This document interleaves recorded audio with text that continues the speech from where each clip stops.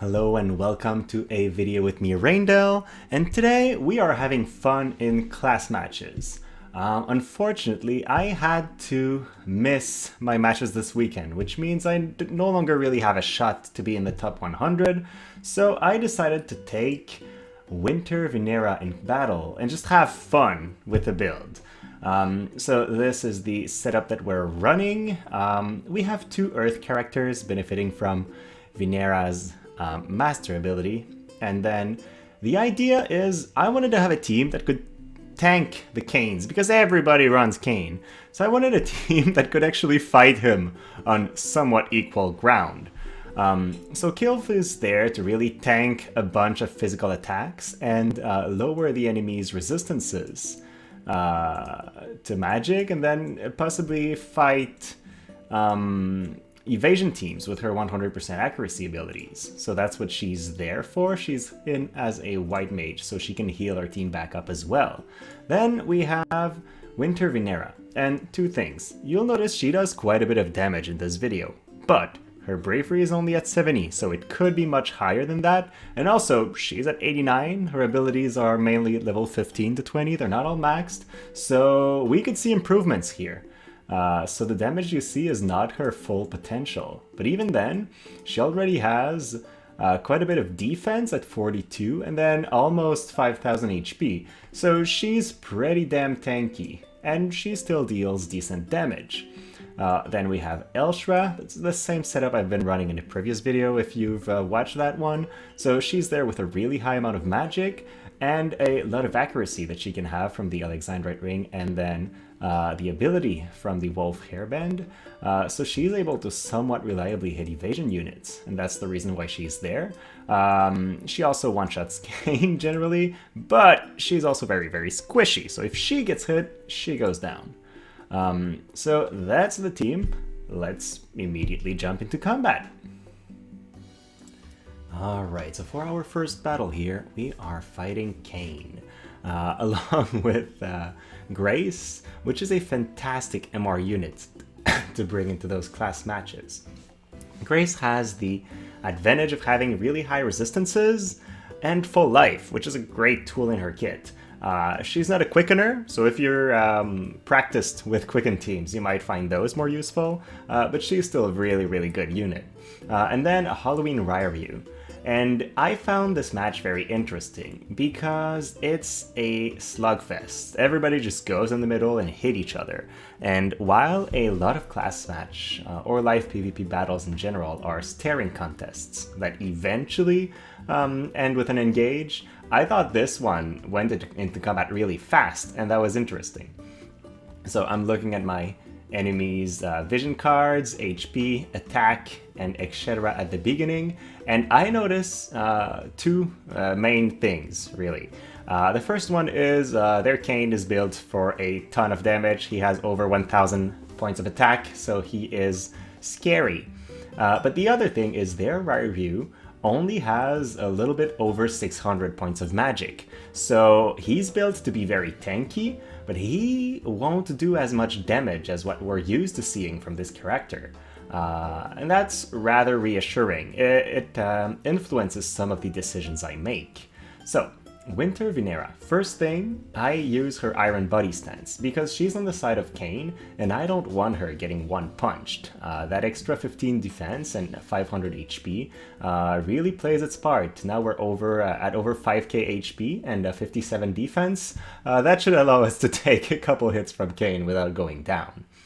And then, while using her, at least at her current level in Bravery, I found that her damage was a little bit lacking unless I used Pugilistic Mastery, her offensive buff, which gives her some defense penetration, but also a lot of strike attack up.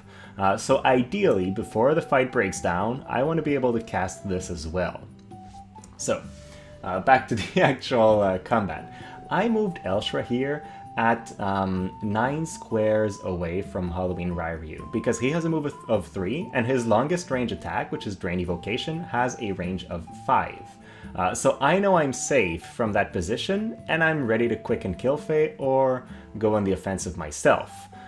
So that's the reason why I moved Ellshra forward here. She cannot be threatened by anyone on the enemy team yet.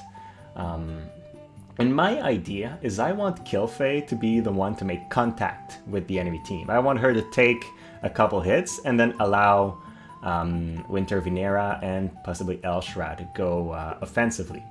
Now, Rairyuu does have the Paladin sub-job, which allows him to move forward with Sentinel, basically making it so that it's not worth it to attack him.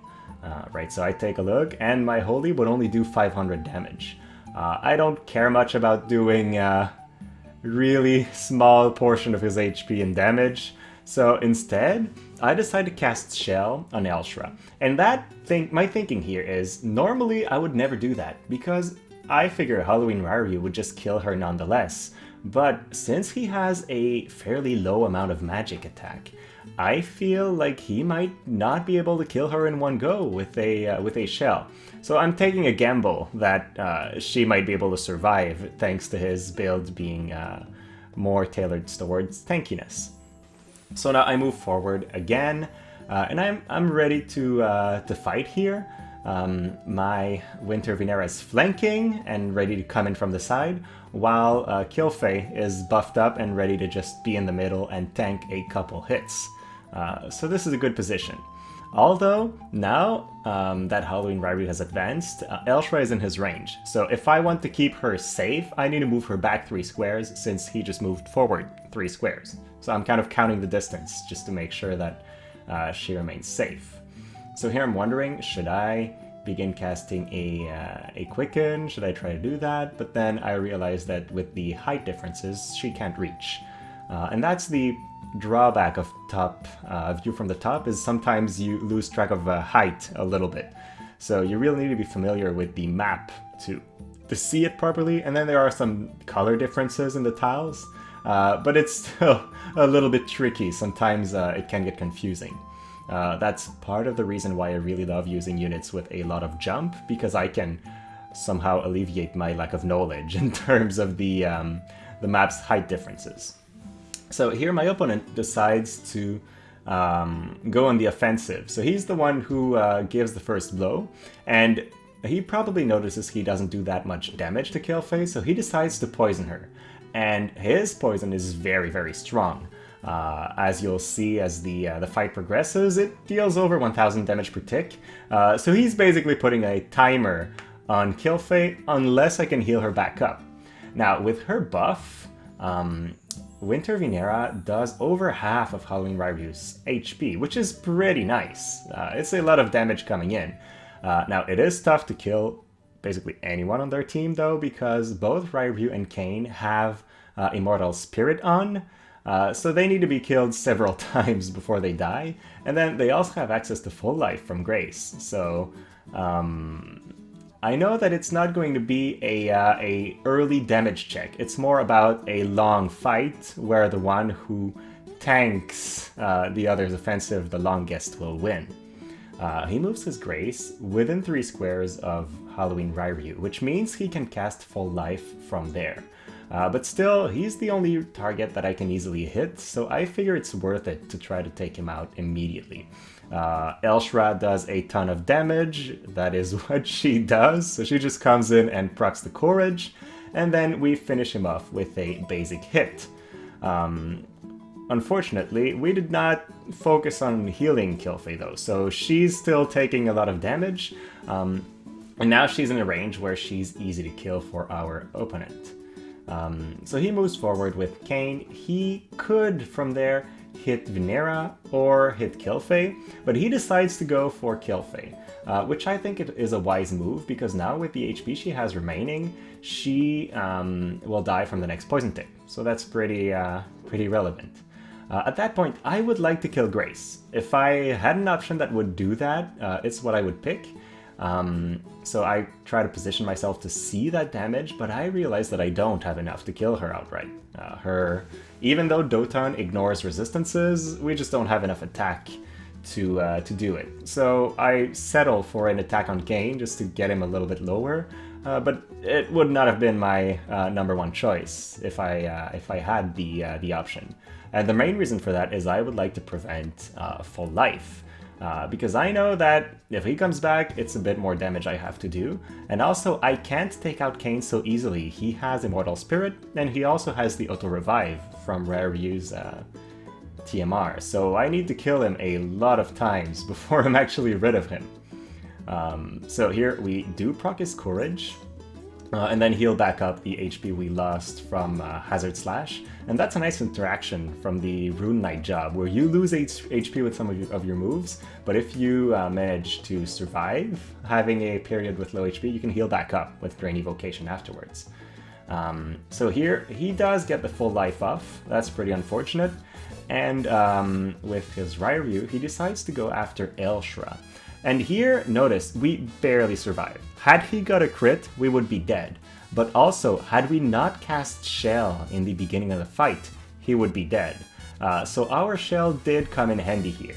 But much closer than I would have thought. Honestly, I thought he would not do that much damage, considering he only has 600 something magic, but apparently it was enough. So yeah, he almost kills Ellshra, and then I can either hit Kain and have his Auto Revive proc, or focus on killing Zombie Rairyuu. And my thinking is, Zombie Rairyuu will not get a turn if I hit him with all my characters, while Kain would get a turn immediately after Kilphe. So I decide to go after Zombie Rairyuu. And then, well, he heals up his Kain a little bit, and he doesn't hit Winter Vinera for that hard, but he would still kill her in 2 hits, so that's very threatening. I was expecting her to be able to tank 3, so at that point I was surprised a little bit. But still, I'm in a pretty good position here, because I can heal Ellshra back up with Drain Evocation, and then it's a 2-on-2, but it's our turn. So at that point, I am thinking, should I attack or should I move back? And normally I would attack, but I don't have a lot of AP left. I only have 25, which means I can only use 1 ability. And then I'll be left in front of Kain and Grace without anything to do. So I end up recognizing that and deciding not to attack. But then I'm not sure what to do. I'm thinking of going back to Ellshra and thinking of going to the Crystal to get extra AP. And in the end, I decide the Crystal is more worth it, but I end up timing out. And I'm lucky, because I get another turn before Kain. But this was a critical mistake, and if I should have been punished for it, right? If you skip a turn because you're taking too long to think, you clearly make a mistake. So I'm very lucky that I'm not punished for that too hard, but I still lost a little bit of CT, and it will put me at a disadvantage for the rest of the match. So at that point, she takes her turn again. I just make sure that I still can't kill Grace, but then I decide to move to the Crystal and actually get the ability to continue fighting. So, and in terms of buff, I could go for the offensive buff again, but Kain hits so hard that I want to make sure that I can take 1 more of his hits. So that's the main reason why I am using this defensive buff here. Now with Ellshra, I could attack Kain. I'm thinking about it, but I don't kill him, and even if I did, he would revive, and then he could kill Ellshra, and it would be a 2-on-1. So it's not worth it for me to trade their lives here, especially since he has a healer and I don't, so he could recover from that, and I could not. So at that point, what he's thinking is he doesn't have to kill any more of my units, he just has to win by HP, because he has a healer and I don't, so it's possible for him to win by having more HP percentage on his units than I do. So he decides to move back and just play safe, and I can't let that happen because I'll lose. So I decide to quicken my Winter Vinera to try to force an attack on him. And I'm really hoping that he doesn't see the threat and decides to leave Grace within range, because that would allow Winter Vinera to kill her in 2 hits. But he's a pretty good player. I haven't noticed many mistakes from him throughout this match, so he recognizes that and moves to safety, which means that I'm forced to just cast a buff for the first turn and then take my extra turn. It's not the end of the world, but it would have definitely been easier if I was able to hit Grace. So I just boost my, my offense, and then I move in to attack. And the way he positioned allows me to use the Wicked Pummel, which is the 3-square AoE attack. So that's to my advantage. I'm able to hit every one of his guys, so that's pretty good. So I'm trying to see if there's a move that would do more, but it's really the best call in this position here. So I hit them both, and now I'm at an advantage, and there's only 8 turns left, which means that it's basically who can take the other guy the lowest in a short amount of time. Clearly, Ellshra is out of range, so he has to fight our Winter Vinera. And in the position that we're in, he decides to move right next to his Grace. I think because he wants to get them both healed with a single heal, but that allows us to counter. And the counter is important for 2 things. It reduces his HP, but it also builds a chain on him, which means my next attack will hit extra hard.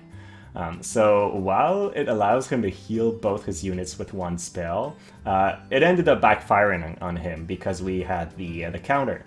And the counter from Vinera, it has a lot of chance to happen since we're using her improved counter version, so it's almost 50% chance.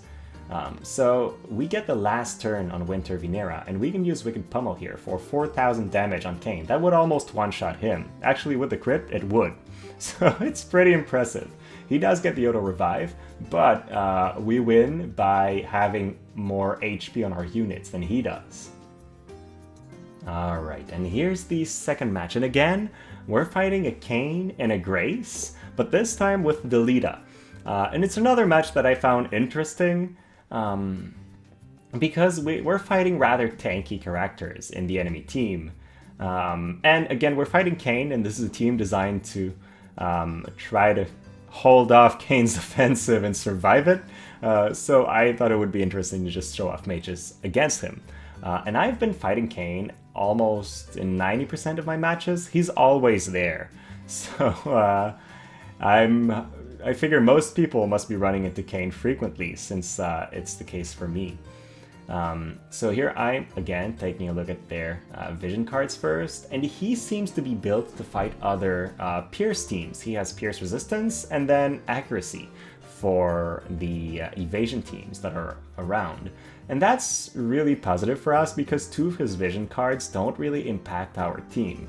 That definitely plays its role in our match.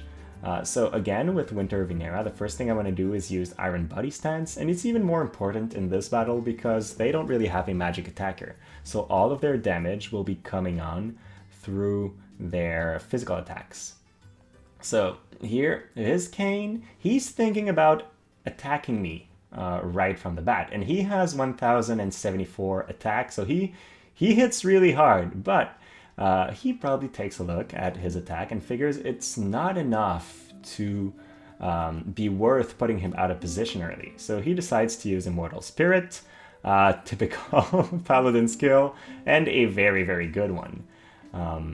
I've seen it very rarely have I seen Kains not run this sub-job in live PvP, and honestly, they were easier to beat than the ones with the Paladin sub-job. So it's really, really important to have this skill.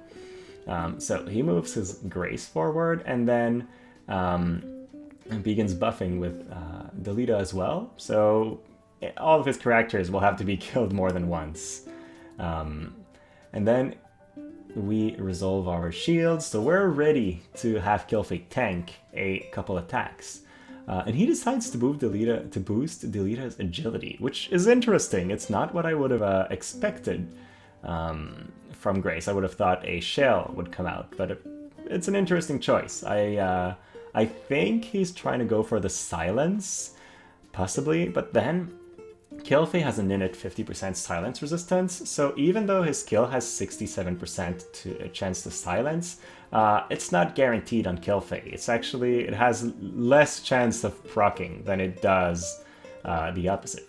So I decide that he seems to be wanting to attack me, So I'm happy with just defending and casting Protect on Vinera. I'm thinking about going for the attack, but what would happen is I would hit Kain once, then I would get hit back by Kain and Delita, and they would just heal back up with Grace.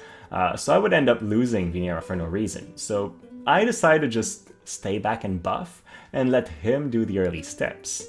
If he, at that point, decides not to engage, I would use Quicken from Ellshra to set something up.